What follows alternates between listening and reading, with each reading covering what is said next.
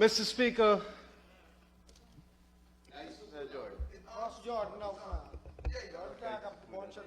I rise with pride to commend for passage in this honorable House the budget of 2026.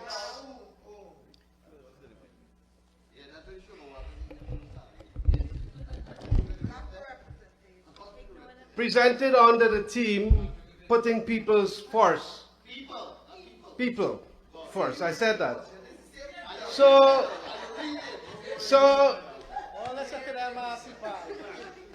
indeed, this budget puts people first. Mr. Speaker, like my colleague Jenny, I would have liked to see the day that we could jointly come to this House and recognize some of the good things, some of the benefits coming out to the people. But unfortunately, my comrades on the other side of the House, who are in the opposition, accustomed to being opposed to even the good things that they see and they can't recognize. The People's Progressive Party civic government, however, is different from them, because from the inception of this party, development had always been people-centered. Development had always been with the ordinary people being at the helm of the decision-making through their involvement, and they are being listened to. And Budget 2026 does nothing else but to continue to give to the people of Guyana benefits that you have never ever dreamed of. Mr. Speaker, one of my colleagues in the opposition, and this time it's not Vince Roy, I'll come to Vince Roy later on. Honorable. So, spoke as if, this budget has nothing for the people. And then goes on to talk about the legacy of Granger, President Granger. But let me tell you what was the legacy of President Granger, and some of you who are still there, along with the political grasshoppers who move from one station to the next. So, let me tell you what is their legacy. Their legacy is one where they were accustomed to taking away, snatching away things that they can't snatch me. So, what they did, they said that, look, this, but your legacy is that even on educational materials, you put on VAT. You charge the people. You charge taxes even on the donkey cart man. And then you're coming here to say that, we have done well. But go back and look at what you have done. You have caused tremendous amount of disaster to the people of this country. And when this budget looks at what the developments are, what matters the most is whether the nurse can be able to raise her children, whether the cane cutter could be able to retire properly with dignity, whether the young family can own a home, whether our children can access quality education regardless of where they are born and where they live, and all the different things that I will come to in a while. But you don't believe in that. You have a policy of taking away and not giving unto people, and therefore that is why we will always have differences of opinion. And the differences is because Budget 2026 have answered those questions which are important to the Guyanese people. And when we look at the spendings which are substantial: housing, water, social services. When we look at health, education, all of these are reflected in classrooms, hospital beds, protection for those who need it. Housing, what have you done in housing? You scrapped the Ministry of Housing. There was no ministry. You talk about labor and labor protection. What did you do? There was no labor ministry under your watch. You had a department. And you never did anything for the protection of workers. You never did anything. So when you talk about health services, these are reflective in what the population benefits from. It talks about extended services, it talks about trained personnel, and it talks about a better service, which many of you are enjoying too. And when you talk of course the education has always been a cornerstone of this PPP civic government. Education is reflected in what our nation brings out, not in the ungratefulness of a member who spoke earlier, who was a beneficiary of the Gold Scholarship, got his qualification there, coming to this honorable house to pretend as if it is not a good program. If it is not good, why you take it and why you went there? So, comrades, we got to be mindful of those who come to deceive deliberately. They are mischievous, and the Guyanese people must know about them. So, when we look at the social security, the benefits that are derived to the population, as a trade unionist, I have to mention those things and measure the economy by that. And Mr. Speaker, I'm very disappointed with my colleague Coretta MacDonald. Her union and the government has a 3-year agreement starting from 2024, 25 and 26. It is a favorable agreement and she should be proud of it, rather than coming here to say that teachers are crying for more money. Who else don't want more money? But one has to look at what they get in the context of what is available and what it means to them.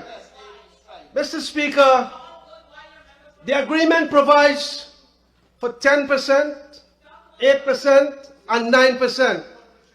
And it is paid in an economy where the inflation rate had been an average of 2%.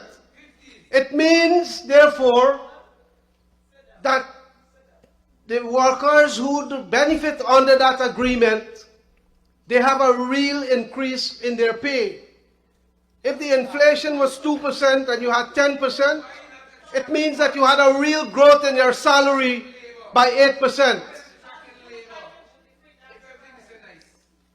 Mr. Speaker, we look at the income tax threshold. The income tax threshold removes thousands of people from paying taxes. And it also takes some people, while it takes some people out of paying taxes, it also benefits others. It is a real increase, putting money into people's hands that could be used to buy foodstuff, to do different things. And therefore, one has to look at it from its positive, from the positive as it is. When we look at the low mortgage ceiling, this is also helping people to be able to own their own house at a cheap rate of financing, that is readily available. Never had it been under your term like that. Never had it been under your term like that. Never. When we look, people come and talk about infrastructure. They talk about new roads, bridges.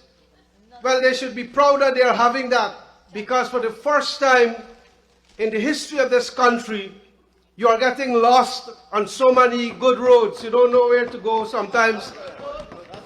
Sometimes even when you're going to Agricola, when you're going to Mocha, when you're going to Diamond, right? So, one has to be mindful. There is talk about children at Mabaruma not having anywhere to go. Well, there is a lot for them to do. Under the APNU AFC, your legacy had been one that you take away the grant from them. Right? Your legacy had been one that you snatch away money from children who needed it badly. And it was the PPPC government that went and reintroduced it and increased it to 85,000 per year, per child. What did you do? You talk about old age pension, and you are forgetting one point.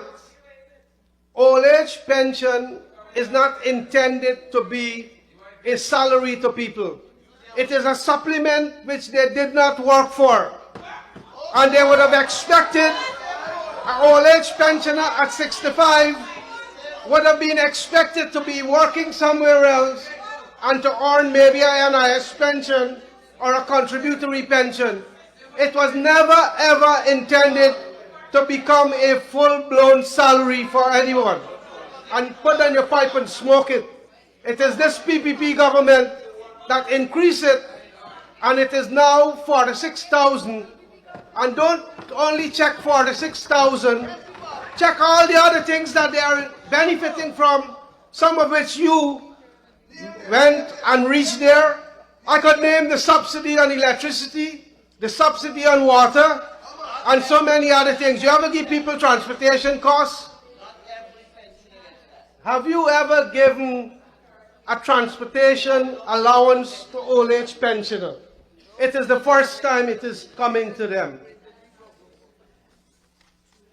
Mr. Speaker, I want to turn my attention to the sugar industry. The sugar industry is close to my heart. So it is close to many other people, thousands of people. My friend, my colleague, Comrade Jordan, honorable member, talks about the cost of production. Your government under APNU, AFC, is responsible for the state of the sugar industry it is at this time. It is the long-term effect of the damages that you created. You did not put a cent in the industry, and you run it down and you grind it to the ground. And if you need some guidance on sugar, there is a colleague who you don't talk to.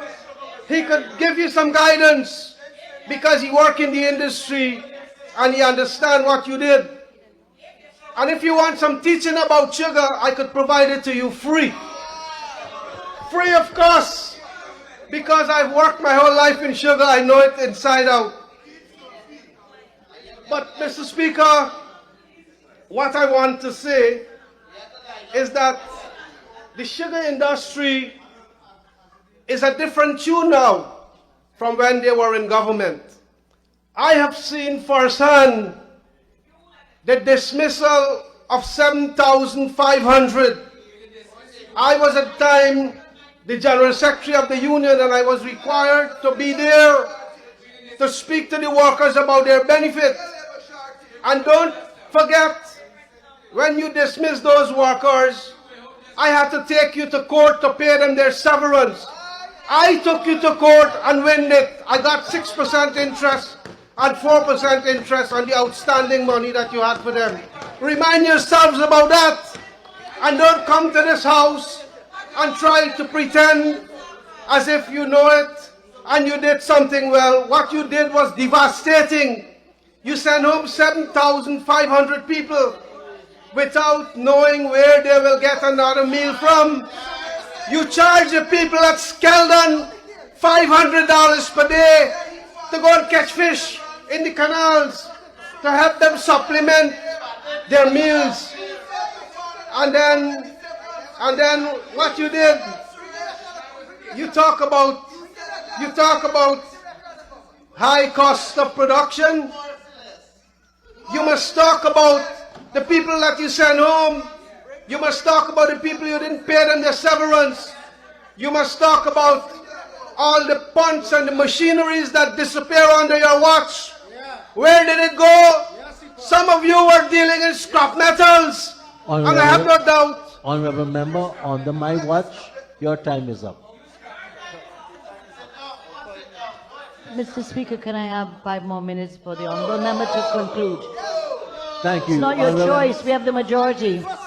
Honorable member, Mr. Sipol, you may continue.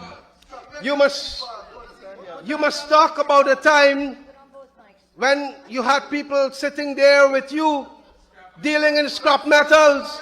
You must talk about the excavators that disappear. You must talk about the 500 cane punts at Skeldon that disappear. And you must talk about the machinery at Rosal that was disappear also. So, you know, you must talk about all those things, because it is something that the Guyanese people will never ever forgive you for.